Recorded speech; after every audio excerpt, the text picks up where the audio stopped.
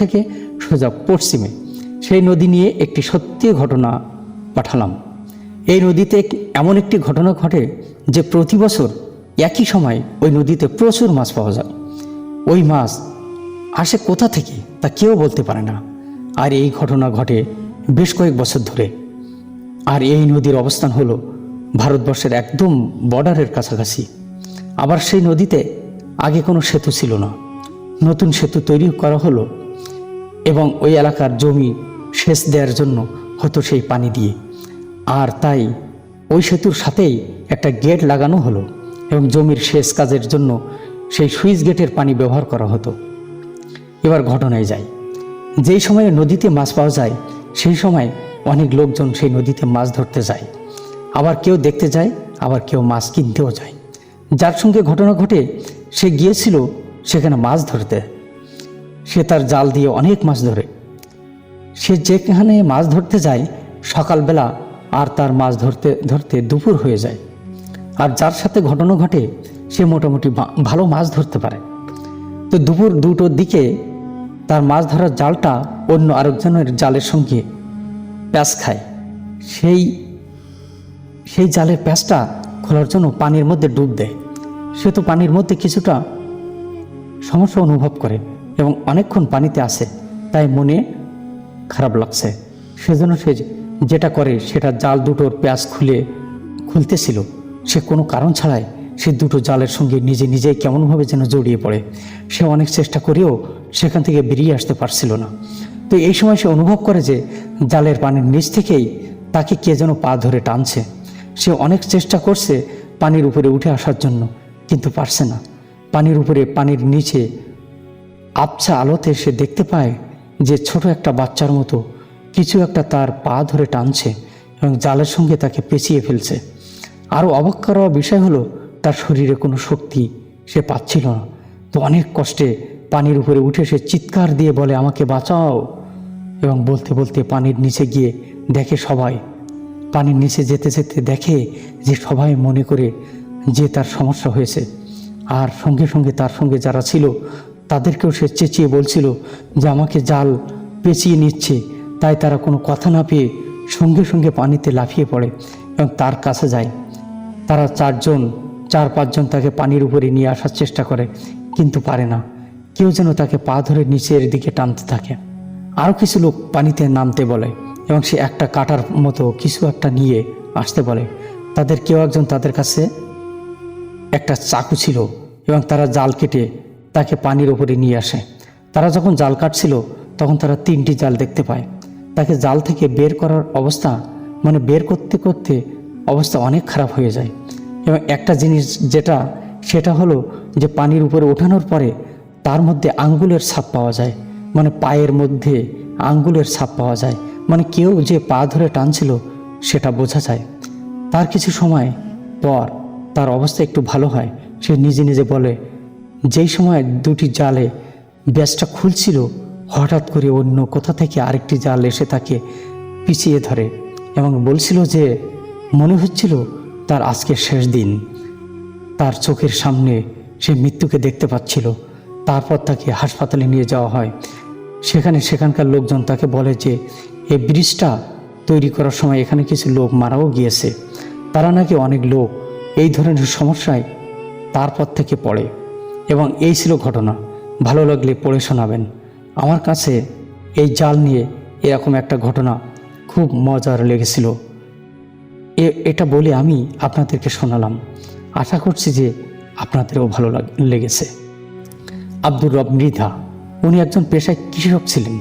ওনার বাসা হচ্ছে নড়াইল জেলার লোহাগড়া উপজেলার শালনগর ইউনিয়নের মাকরাইল গ্রামে।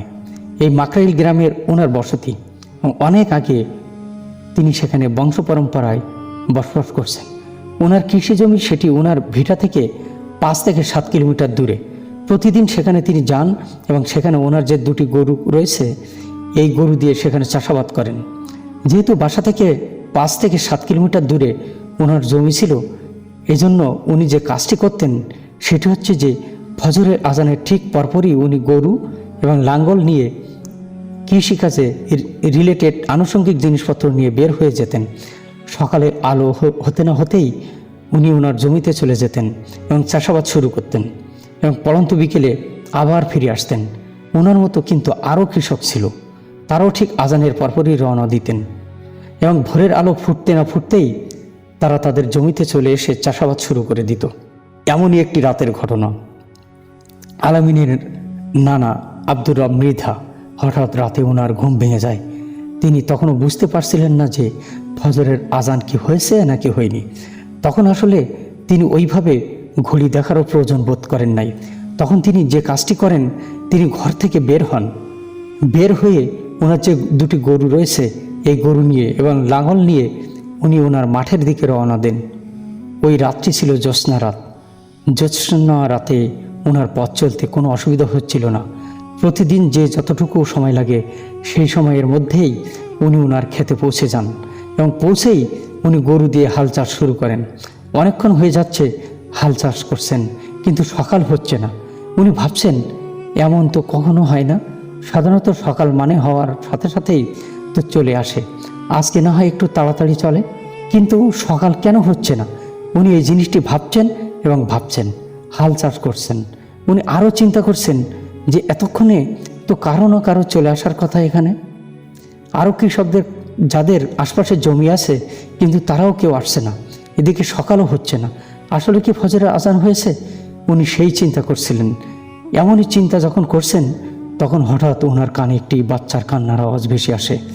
বাচ্চাটি কান্নাকাটি করছে। উনি চিন্তা করলেন কী ব্যাপার, বাচ্চাটি কান্নাকাটি করছে কোথায়? উনি তাকে দেখলেন যে ওনার ক্ষেতের পূর্ব দিকে যে আইল আছে, এই আইলের উপরে একজন মহিলা তার কোলে একটি বাচ্চা নিয়ে বসে আছে।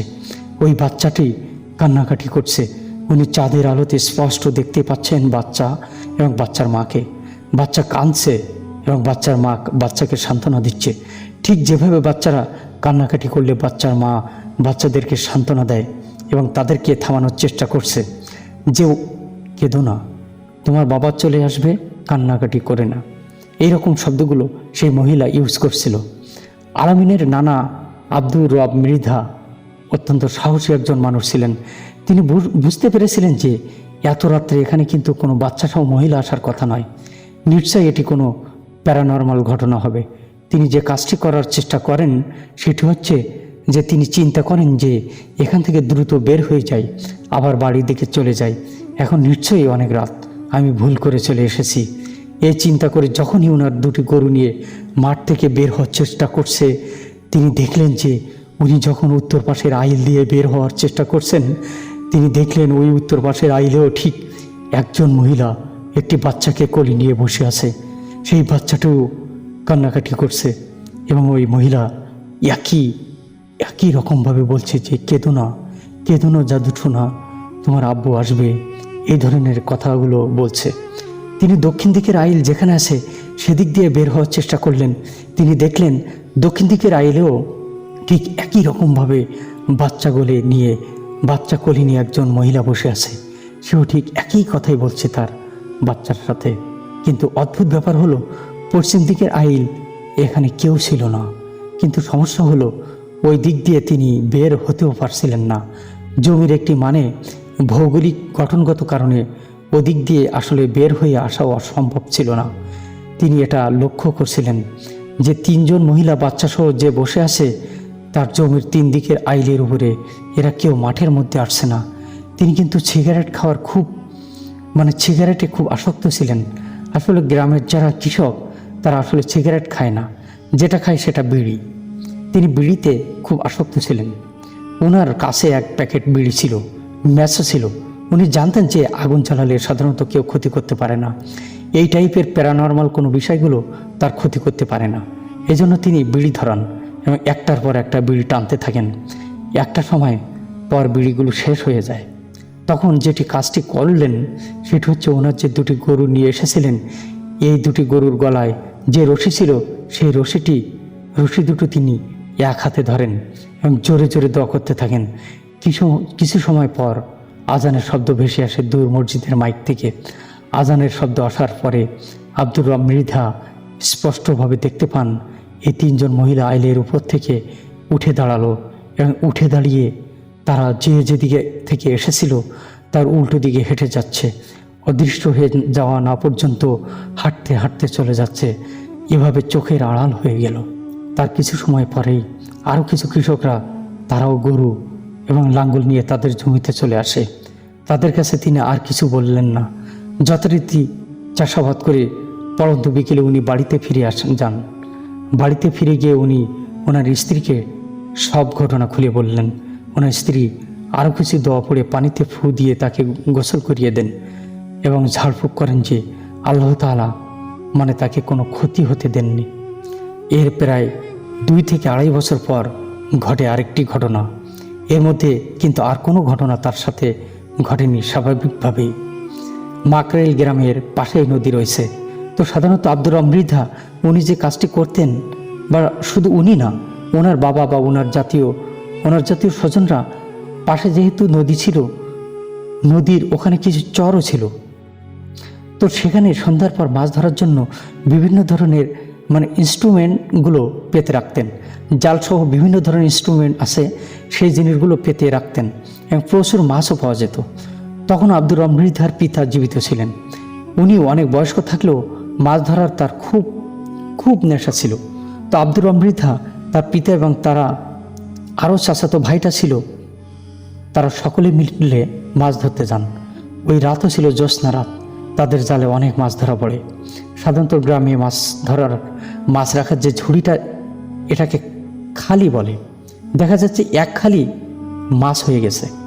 তখন আলামিনের নানা আব্দুর রব মৃধা তাকে তার বাবা বলে যে, আব্দুর রব, মাছ তো এক খালি হয়ে গেছে, বাসা তো কাছেই, যা তুই এটা রেখে আয়, বাসায় গিয়ে মাছটা রেখে আবার খলিটা খালি করে নিয়ে আয়। তো চিন্তা করলেন আব্দুর রব যে হ্যাঁ, ভালো কথাই তো, চলে যাই। উনি খৈলটা নিয়ে আবার বাড়ির দিকে হাঁটা শুরু করেন। উনি যখন বাড়ির দিকে হাঁটা শুরু করেন, ওনার বাড়ির কাছাকাছি একটি বাগান রয়েছে। ওই বাগানটি পার হয়ে ওনার বাড়িতে আসতে হয়। যখন তিনি বাগানের মধ্যে প্রবেশ করেছেন, হঠাৎ করে পিছন থেকে কেউ বলছে, এই রব, মাছগুলো দিয়ে যা।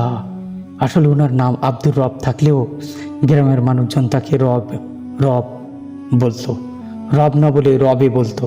তো বলছে, রবে, মাছগুলো দিয়ে যা। উনি প্রথম দিকে পাত্তা দেয় নাই, কিন্তু চিন্তা করছেন হয়তোবা শুনতে ভুল করছেন। তিনি হেঁটে যাচ্ছেন, আবার পেছন থেকে ধমক দিয়ে বলছে, এই রবে, তোকে না মাছগুলো দিতে বললাম, মাছ দিয়ে যা, নালে কিন্তু তোর ক্ষতি হবে। মাছ দিয়ে যা, নালে কিন্তু তোর ক্ষতি হবে। তিনি যে কাজটি করেন, তিনি মাছগুলো নিয়ে জোরে এক দৌড় লাগান। দৌড়াতে দৌড়াতে হঠাৎ উনি দেখতে পান 4-5টি ছায়া তাকে ঘিরে ধরেছে। যখন তিনি বুঝতে পারেন এবার আর তার নিস্তার নেই, ওনার যতক্ষণ জ্ঞান ছিল, পরবর্তীতে উনি যেটা বলেছেন যে উনি শুধু চিৎকার দিয়ে বলতে পেরেছিলেন, এই তোরা কে কোথায় আসিস, আমাকে এরা ধরে নিয়ে যাচ্ছে, জাস্ট এতটুকুই উনি বলতে পেরেছিলেন। এদিকে ওই বাগানের পাশেই আরেকজনের বাড়ি ছিল। ওই ব্যক্তি এই শব্দটি শুনে ফেলে আব্দুর রব মৃধা, উনি চিৎকার করে এই ধরনের কথা বলছেন। ওনার নাম ছিল